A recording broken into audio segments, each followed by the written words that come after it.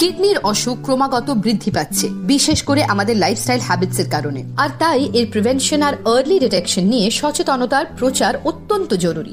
আজ আমাদের সঙ্গে আছেন আমাদের কলকাতা শহরের স্বনামধন্য nephrologist professor doctor Dilip Kumar Pahari. Welcome doctor পাহাড়ি।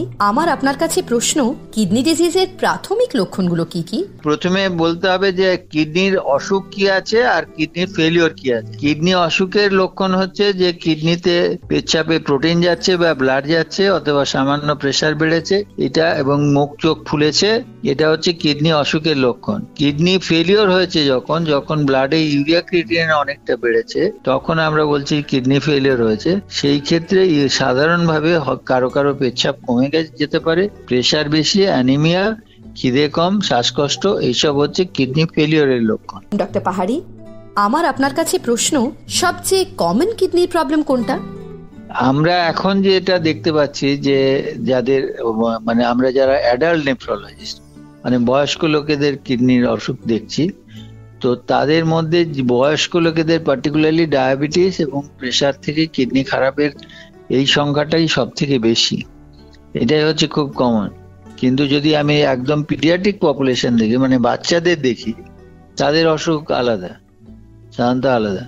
ডক্টর পাহাড়ি, আমার আপনার কাছে প্রশ্ন, নুন আর প্রোটিন কিভাবে কিডনির হেলথকে প্রভাবিত করে? পপুলেশন স্টাডিতে দেখা যাচ্ছে যে রিজিয়নে সাধারণ লোকেরা বেশি নুন খায়, তাদের বেশি হাইপারটেনশন হয় এবং তাদের বেশি কিডনি অসুখ হয়। যে সোসাইটিতে অ্যাভারেজ নুনটা কম খায়, তাদের কিডনি অসুখের সংখ্যা কম। কিছু কিছু পেশেন্ট বলে যে আমি নুন খাচ্ছি, আমার অথচ কোনো প্রেসার হয়।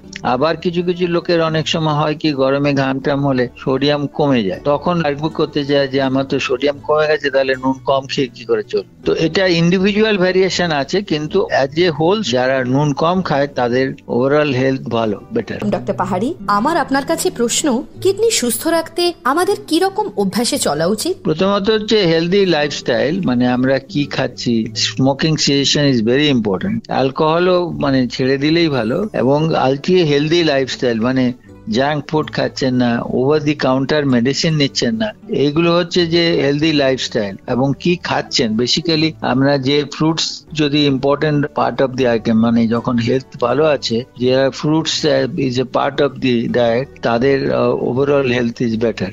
ওভারঅল সুগার যদি কম হয় তাহলে better.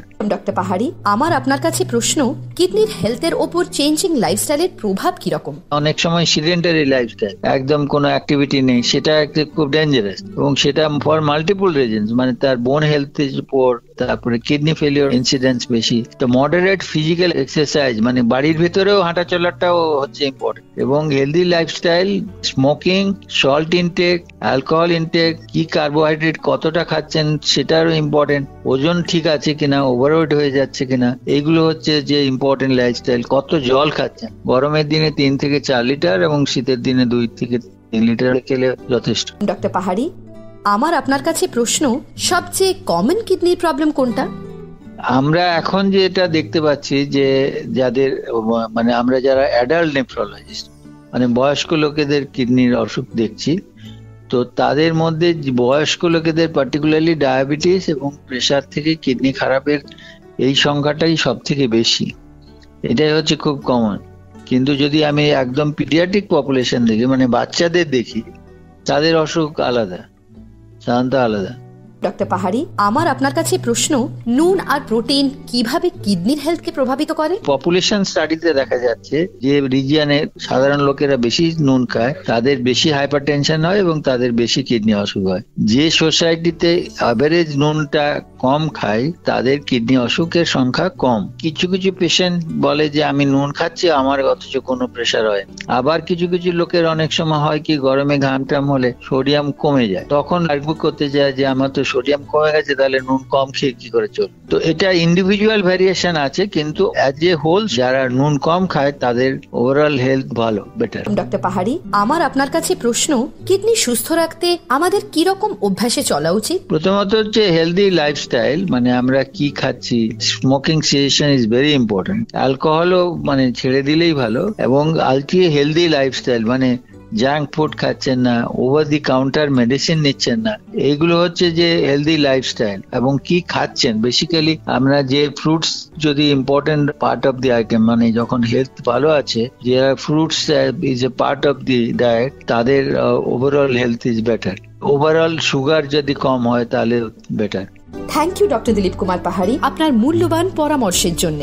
A public awareness initiative from the makers of Zeblong and Zeblong tea.